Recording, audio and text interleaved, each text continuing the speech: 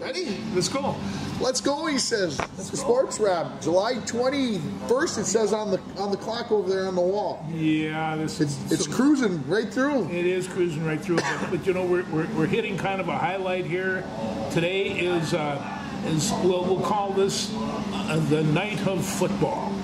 Okay. We got a superstar coming into playing in Miami that has raised ticket prices 500% since he's come, and he's coming out tonight. They can't find enough shirts for him, so people are, as the American way is, have been inventing their own, and so is it on ESPN or something? I think it's on ESPN. Okay. Yeah, they're not going to. I wasn't paying attention enough to know that. No, that Messi was. He's one of the top soccer players in the world. Won the World Cup last year. He is the creme de la creme. And if he doesn't score, I'm just saying. Everybody's saying the MLS is no good. It's not as whatever. But I just remember the jolt that Pele put into it when he came to New York City. Sure. And all of a sudden people were interested. They not only have sold out all home events, they have sold out all away events as well. Wow. So money doesn't talk; it screams. And in this instance, they'll be. Yeah. So we'll see what Messi does for American soccer, whatever. I'm sure he's getting a nice tidy sum. He was walking with his family buying groceries the other day, and people were just like, he actually buys groceries. Yeah, he eats. I think he eats too. Can you believe it? Yeah. He's a god and he eats. He's a god and he eats. So. Anyway, okay, well that's good to know. I would not have that on my radar. I had a different soccer match on my radar, which of course is the American women. That's the one I'm going to watch as well. You know, the USA is playing Vietnam, and there's going to be, there's 32 teams. There's going to be, I can't remember. I think I even got it written down here somewhere. There's 29 matches. Fox will do 29 matches. All in all, there will be 64 total matches, 32 teams, 64 totals. Each team is divided into 8 groups, and they go from there. USA is defending champions. They are considered the world's finest, and there's a couple of kids on this team that are spark plugs and fun to watch. Well, they're talking. If they don't, how much do they have to win by for it to be considered a blowout tonight against Vietnam? I mean, are we talking they've got to win 5-0, or it's not enough? Is it 6-0, or it's not enough? Last time it was like 4-0, but like the coach says, this is the World Cup, and Vietnam's going to come with everything they got and try to pull. I mean, this is, and so when you're at the top of the heap, these teams are going to come at you. And in the second game or somewhere along the line, they're going to have to play the Netherlands again. I saw them beat the Netherlands at the last the last warm-up game, as it were, and they beat them 2-0. And Netherlands got a very fine team, and England's got a good team. Spain's got a great team. So there's some teams there. New Zealand, one of the host teams, upsets Norway on Thursday morning. Yeah, Thursday morning. I think early. You gotta give up your sleep if you want to watch the Women's World Cup a little bit. Although they did put these 9 o'clock games, which is 12:30, 9 or noon, or 12:30, 1:30, somewhere in there, depending upon what part of Australia or New Zealand they're playing in. And so tonight, 9 o'clock our time, I believe, is the U.S. versus Vietnam. And like I said, it should be an easy win. Should be. But we'll see what happens. But I want you to get a spark of this team, Tim. I've seen America play in international tournaments in many, many sports. And I tell you, an advantage that the American women have, they're having fun. They're having a good time. The pressure is on them, but it's not. They know they're good, and they're not. I remember years ago, we were in Montreal watching the Olympic Games, and we were watching American swimmers versus East German swimmers, and East German swimmers were magnificent swimmers, but they neglected to give them any kind of a sense of humor. and American girls. Well, they took that out of it. They took it completely out of it. And here's these German women walking out, and it's just like, you know, it's just another day at the office. Not so with the American girls. This was big time, and they were enjoying the moment. And I think American girls have a tendency to do that. Yeah, it'll be interesting. Obviously, this is going to go on essentially for the next month, so we'll be talking about it for the next month on what happens. But any type of loss, I feel like at least in the opening 3 games, the group play, the pool play, would be a big shocker. So, they had like Secretary of State Blinken. He just happens to be in China doing this, but he has to have a conference, or supposed conference in Auckland. Oh, so, darn. And so he will be Auckland there, and then he has to go over to Australia, and he'll catch a second game over there. So all in all, but you know, you got to talk about your Secretary Blinken. He was born and raised in France. Okay. And so he does not call it soccer. This is football, very serious to him. So it'll be fun. I'll be keeping a definite eye on it as we go along. So, all right, are we done with soccer? We are. Okay. Let's talk about the tennis. From this past, the finish up to Wimbledon. We do. You want to talk about the men's or the women's side first? Oh, let's talk about the women's side. Yeah. We can get that done. So you have a woman that was unseated that nobody ever heard of, and she picked herself up off the floor and went to work and won the whole deal. This hasn't happened since, it's never happened. Billie It's never happened. Took second one time being unseated, but this has never happened, and it was quite exciting. And you know, and I mean, you'd think, okay, this is the women's match. What possibly could give you at the men's match? They gave it to us. It might have been one of the finest tennis matches ever played, and if people are calling it that, it was. You know, you think about some of the Nadal, Federer, those matches, etc., etc., etc. There were some good ones. This one was just maybe as epic because, as Alcaraz is the #1 men's player in the world, Djokovic is considered maybe the greatest, the GOAT, right? And you know, they had an hour and 35-minute set. Yeah, 27-minute game. 27-minute game. What the heck? Yeah. That stuff, and you know, and I don't know how many tie breaks they had, but it was like 7, 8, or 9, and you were taking a look, and there's somewhere along the line, this becomes a mental issue, and it's just like, who's going to crack? Well, and that's a Djokovic thing. Yeah. You know, him and Nadal have gotten into these epically long matches, 5-hour matches, 4.5 hours, 6-hour matches at the Australian. Well, part of the reason is because they milked the 25-second clock down to the probably past, as we found out with Djokovic, because he got called for it in the tiebreaker. But he's a human rain delay in that respect. He takes a lot of time. But Alcaraz is just 20 years old. And he was so fast. And I mean, he's returning 125-mile-an-hour serves and returning them. He had, I think there was only 2 aces, maybe 3 in the whole game for Djokovic, and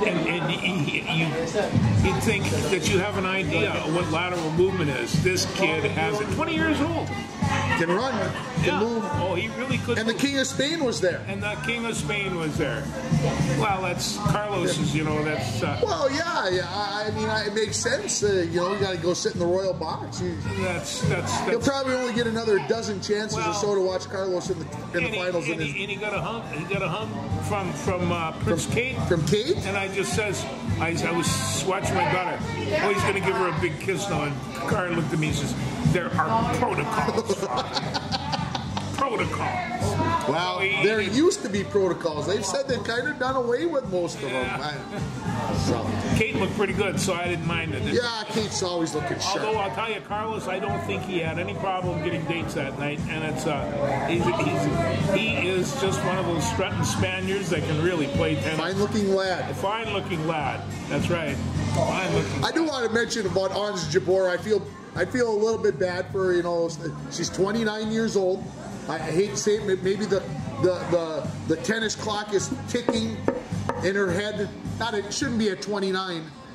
but now she's lost 2 Wimbledon finals and a U.S. Open final, so she's 0-3 in majors. And so, you know, they talked about her breaking down a little bit in the award ceremony type thing, and yeah, you know, it's tough, and especially when she was the favorite and maybe let it slip away a little bit. I don't know, but it was fun to watch. Well, and to that end, I thought Djokovic handled it with incredible cool.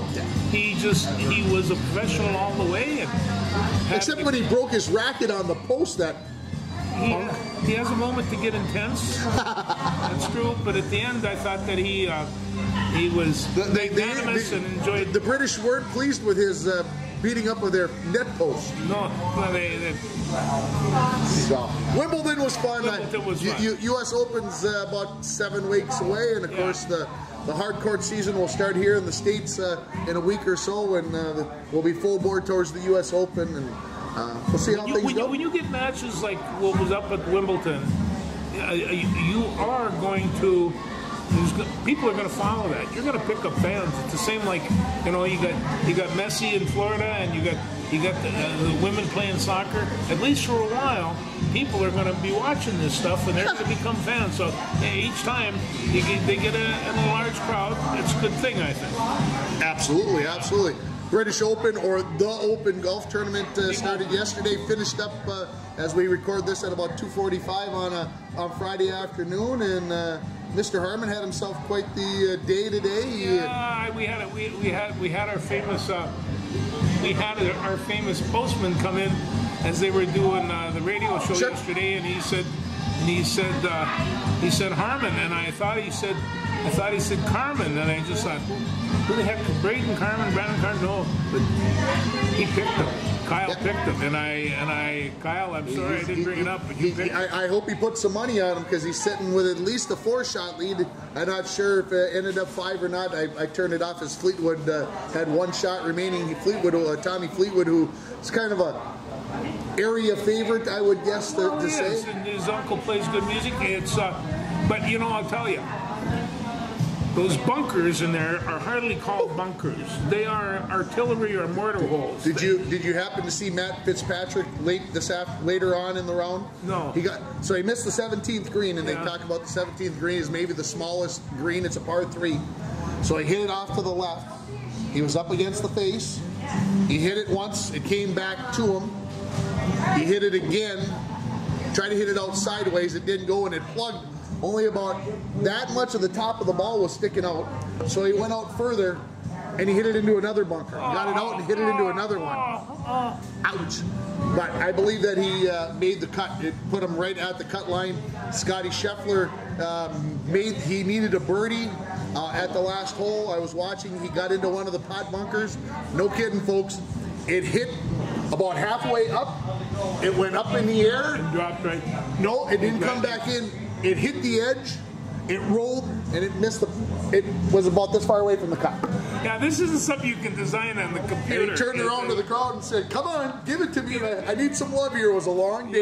You know, he shot a 75 today, which for Scotty Scheffler is the #1 player in the world. That's not normal. Oh, he has been so good, so consistent all year. He just hasn't been able to get the big ones. But he's a fine golfer. There's no 2 ways about it. But when the first time I saw those holes, what comes to me is that when you're in a hole, quit digging. And it's just like, and there are these guys digging to beat the band. It's hard to get out of them. Those bunkers are crazy. Yeah. I don't even know how to necessarily say his last name correctly. The amateur Lechin, yes, however, something along that line. He was tied for the lead at -5, shot a 66 on day 1, and he absolutely fell apart today. His first 4 tee shots were nowhere even close to the fairway. That's the difference between amateur and pros, I think. But he did have a fine start. Had a fine start. Shot a 79 today. Oh, and hit the cut. 66 at first. Hit the cut line. So he was right on it. So he will play in the weekend. Some of these other guys, some of these big names, right on the cut line. John Rahm, and amongst others that are just hanging in there at +3. It's very crowded from -3 to +3. There's 65, 70 players in that mix. But Harman's at -10, Fleetwood at -5 or -6. Sepp Straka, 43 years old. I only know that because they said how old he was. He had 8 birdies today. 8 birdies and shot a 67. He had 4 bogeys to boot. Well, he had a double and 2 other bogeys, I should say. But, you know, the wind was blowing 20 today, but they're predicting rain and cold and miserable for the weekend. You can't go play that tournament without rain gear. So this thing's a long ways from over. I mean, let's be serious. Somebody's going to blow up tomorrow, but somebody's going to shoot a 66 tomorrow too, despite the conditions. So it'll be an interesting weekend. A key thing is to stay out of those holes. Stay out of those pot bunkers, no doubt about it. I was watching at one point today, and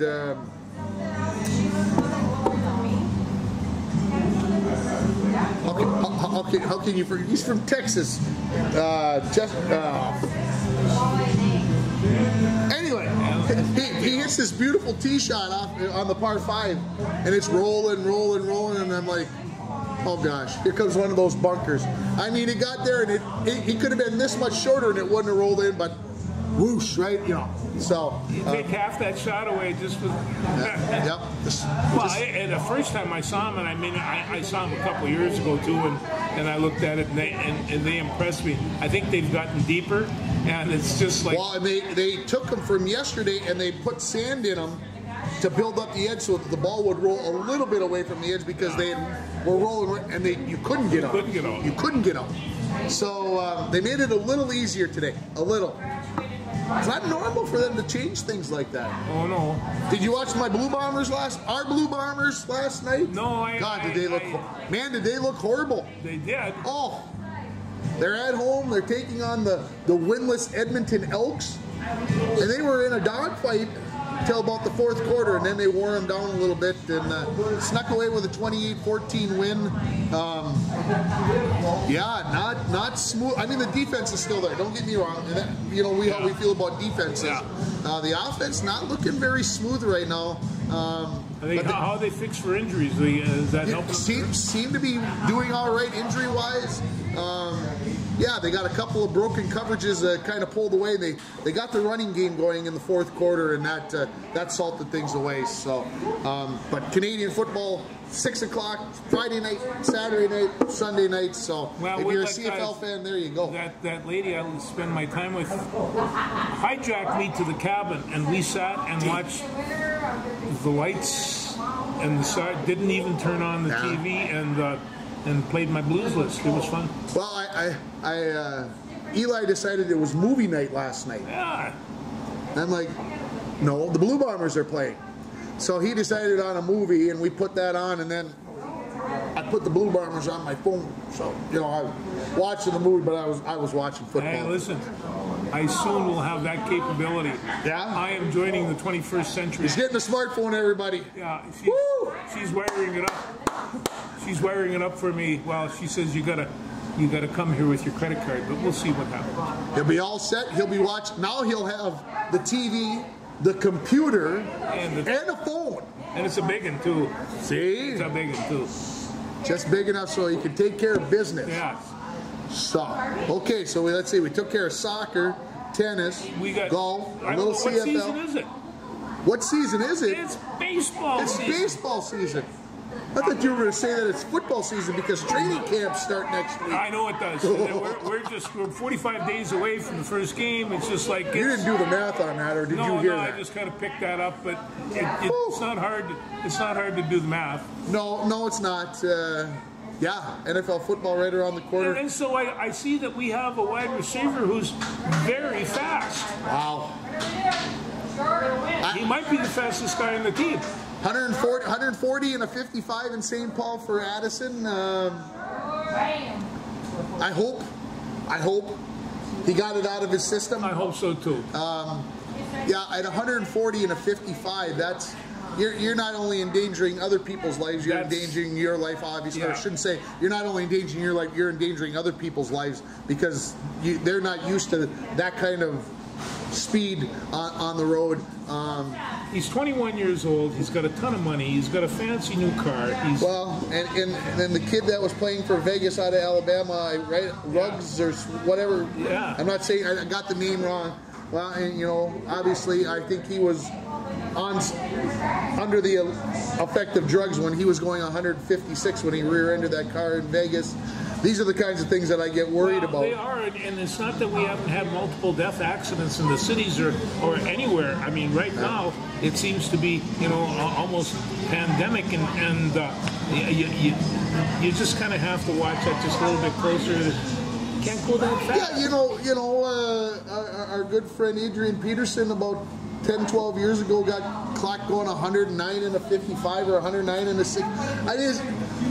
Folks, I know it's dangerous, but let's not throw this guy into the bus that he's this awful person either. Which, I mean, there's no excuse for driving that fast. I get it, but look in the mirror, folks, and tell me that you've never gone 100 miles an hour or 110 miles an hour in a vehicle when you had the chance. Well, it's been a long time since I've done anything like that, but the only time I go that fast is on the jet airplane now, and it's. But we all did. What I mean, we all had a car when we were young, and we tested the limits. I was just as stupid as the next guy. I'll raise my hand. I did it. I'm not proud of it. I got lucky, and then okay, let's. Well, good. Everybody likes to go fast, though. Okay. Yeah, they do. Anyway, you were mentioning that it's baseball season. It is baseball season. Well, I mean, I watched. We were worried about earlier this year about Max Kepler, whether he was going to work out. I'm still worried about Max Kepler, but we got about Kirilloff, whether he's going to work out. We worry about Maeda, and we're worried about if he's going to work out. He threw a 6 2/3 inning gem the other day, and I mean, he had like 50 pitches going into the 5th inning. And you just think, jeez, that's good. Throwing strikes all there. So I never thought that he'd be able to come back after that, but I think he's well on track, and I was really impressed.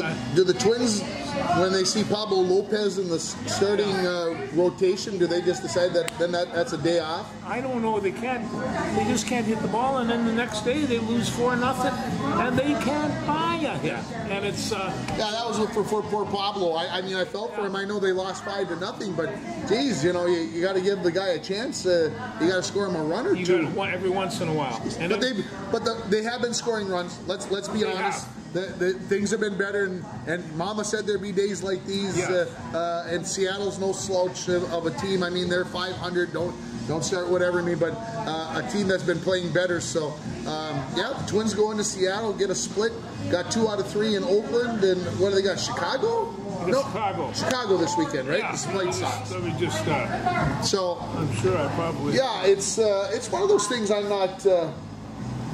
Yeah, we're not out of this race. We're not out of making the playoffs. We're not going to the World Series, but hey, you never know.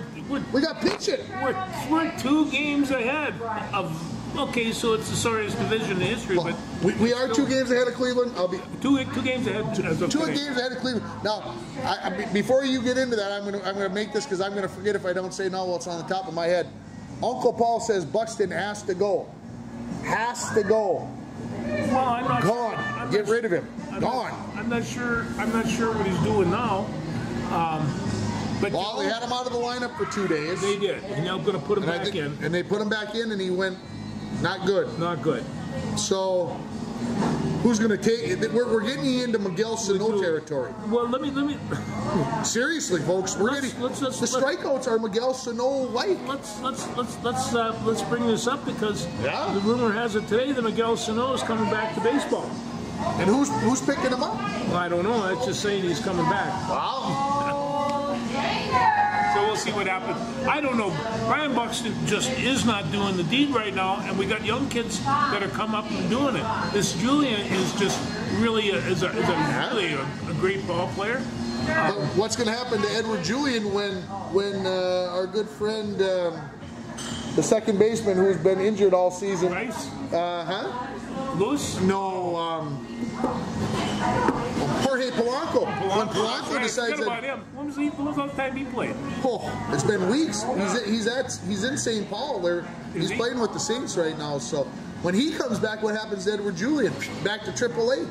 Possible Rookie of the Year. No, that's not good. It's not good. That's not good. They got to find a way to keep him then. They got to find a way to keep him. And that means Kyle Farmer's got to go. Well, you don't want to get rid of him either. You don't want to get rid. Well, okay, so that means we're trading Polanco. No, we can't trade Polanco. No. Well, wait a minute. Buxton's got to go. Okay, so it's July 21st. We're 10 days away from the trade deadline. You know who are the Twins? Are the Twins buying? I mean, are we in? Are we going for it? Who do you think that they want? We need somebody who can get on base. I think there's a hitter and a pitcher in Los Angeles that's looking for a home. What are you going to have to give up to get Shohei Ohtani? Well, 25% of the take, but it's boy, would he be a nice addition. And I'll tell you, the other team that I'd like to see him to get is Cincinnati. If they got him, what a set of young people they'd have on that team. We've already got half of Cincinnati's team. I don't know how the heck we did it, but we got him. We did. I do want to mention the Shohei Ohtani thing as long as you mentioned it. I saw a tweet the other day. They were comparing Babe Ruth to Shohei Ohtani. In Babe Ruth's first 674 games, I think was the number, he hit 155 home runs. Shohei Ohtani hit 156 home runs in the same number of games. Something like that, 159 and 160, somewhere in there. Babe Ruth's pitching record through the first 400 innings pitched or something was 35 and 18. Shohei Ohtani's is 35 and 19. So there you go, the great Shobino. We got another Bambino. And sooner or later he was going to show up. It's just that when he shows up in the form of I'm sure every team would love to have him. 10 teams are definitely interested. That's from CBS Sports, they tell me. And Minnesota was not one of them. Cincinnati definitely was, but well, I just wonder what kind of mortgage what you're doing to get, because I mean the Angels are going to want the house, right?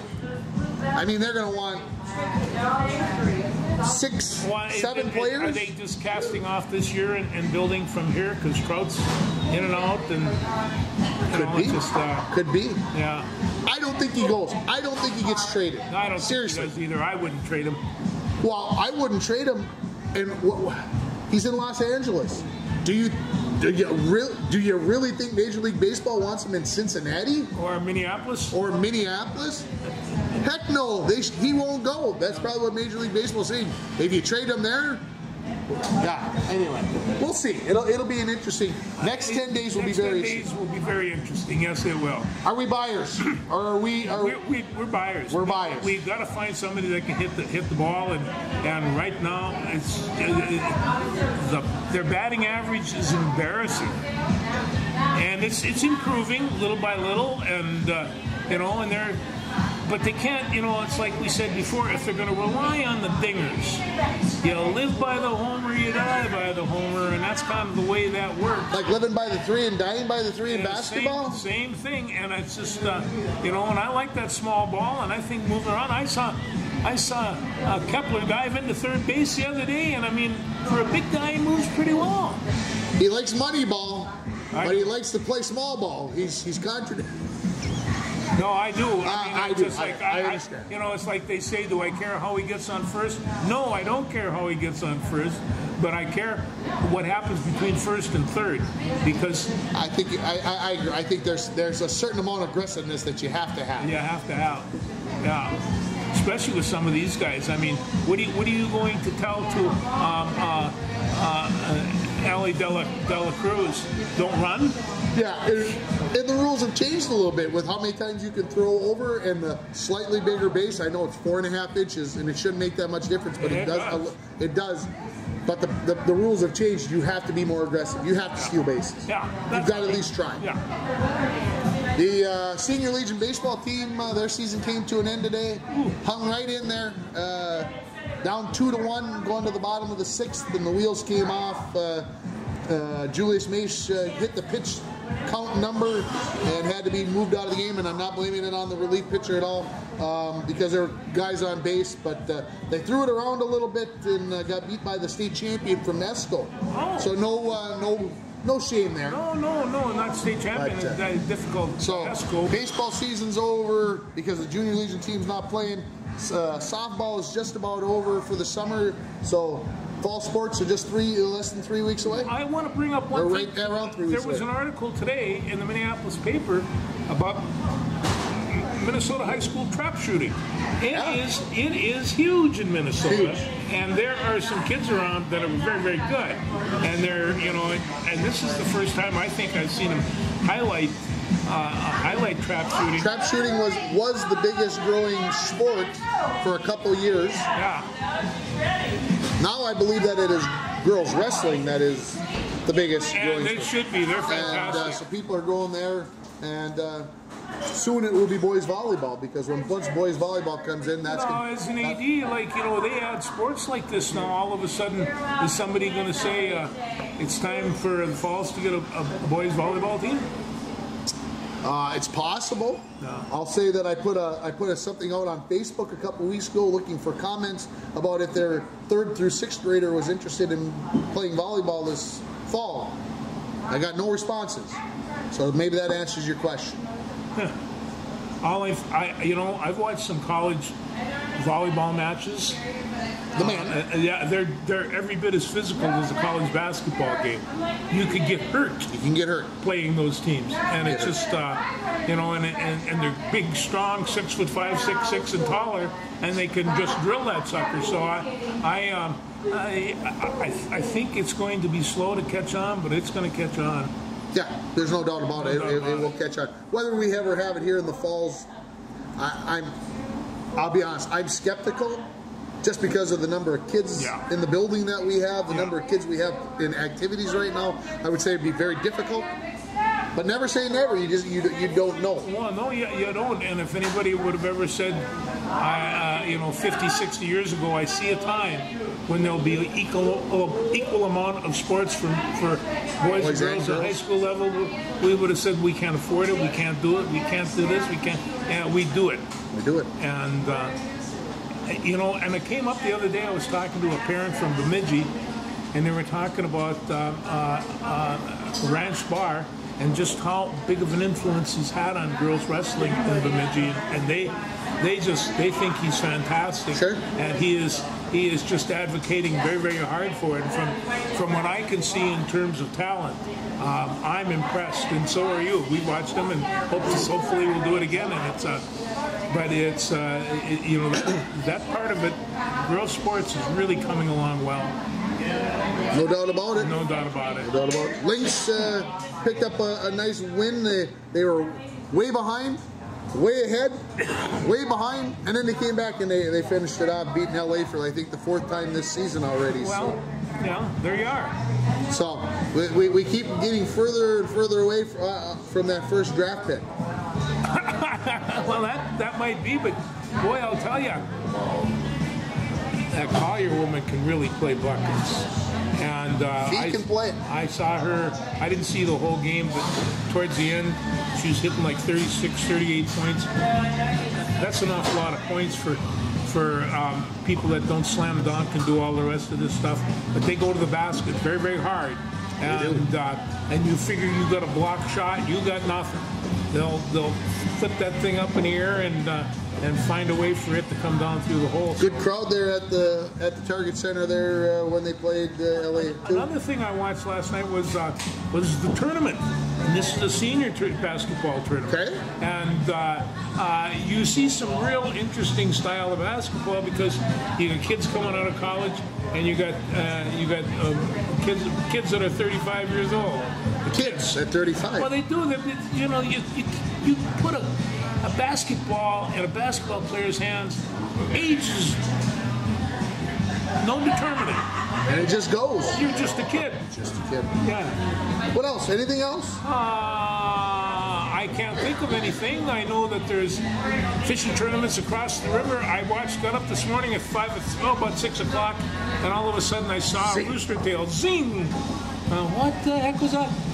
sing, and I thought, uh-oh, this is bass tournament time. Yeah, I probably should have gotten, well, I still could on Saturday morning, get Eli up and take him over and right out here on the dock in Rainier and just go bring the chair with and just go sit and watch the boats as they zing off the shore. Yeah, it's, you're seeing, you know, $150,000 a boat out there, and it's just woo, woo, woo, and there's plenty of people. So yeah, Bass Championship going on there, and that means it's only 5 weeks away till the Falls one, and we'll be knee deep in it, ready to roll. Yeah.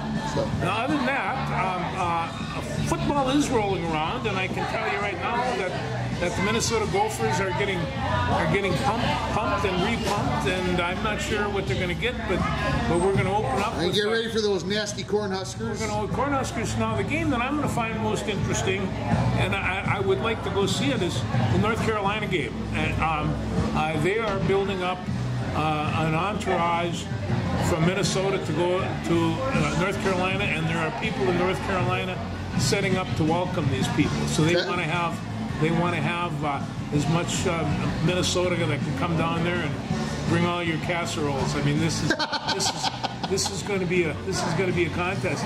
That being said, I think it's important for Fleck and the boys to win this one.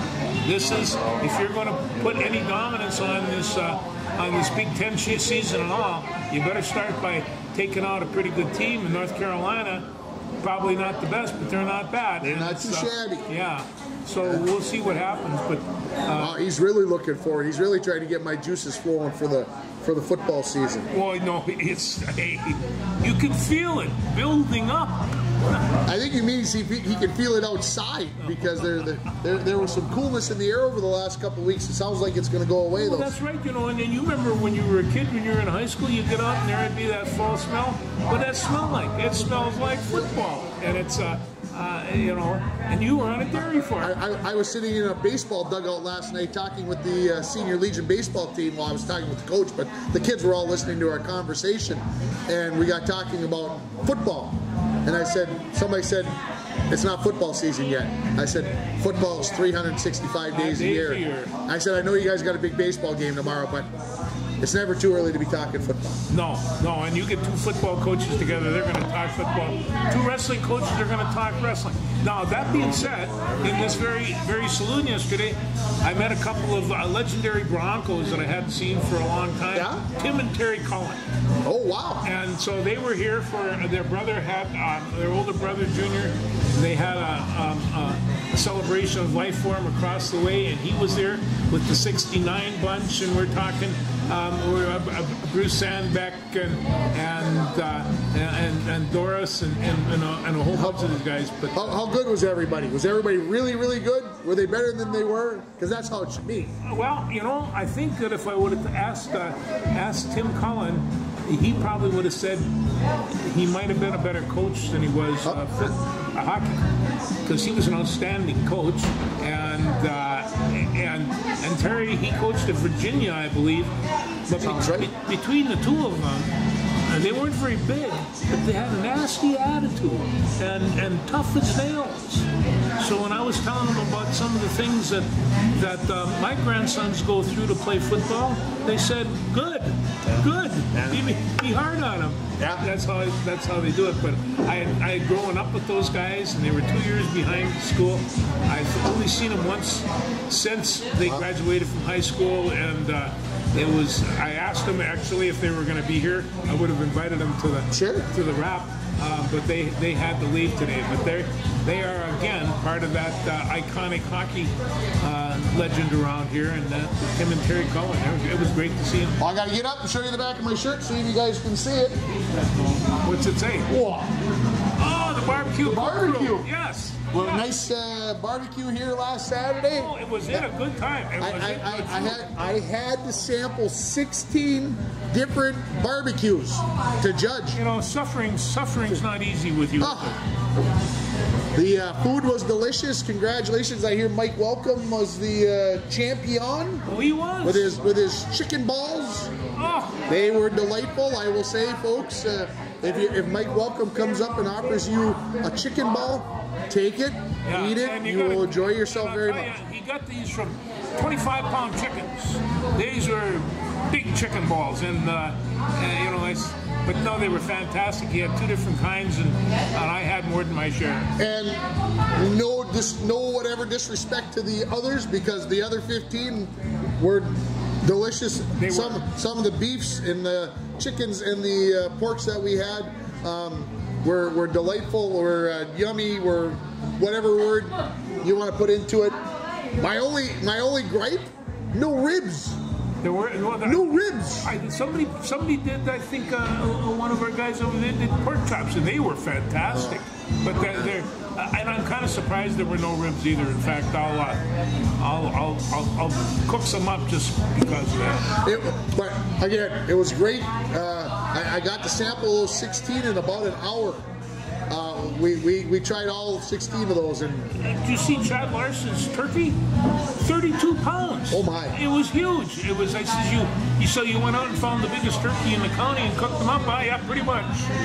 But it was as big a turkey as I've ever seen on the grill. It was good. I enjoyed it. Kudos to all the cooks, and I think they had a good time. It was some of the best food in northern Minnesota. I didn't even have a side. I didn't have any mac and cheese. I didn't have a salad. All I ate was meat.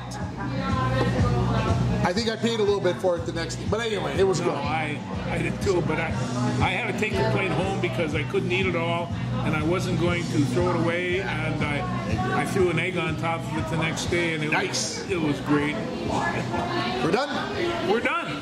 Thanks, everybody. Next week. Enjoy the soccer.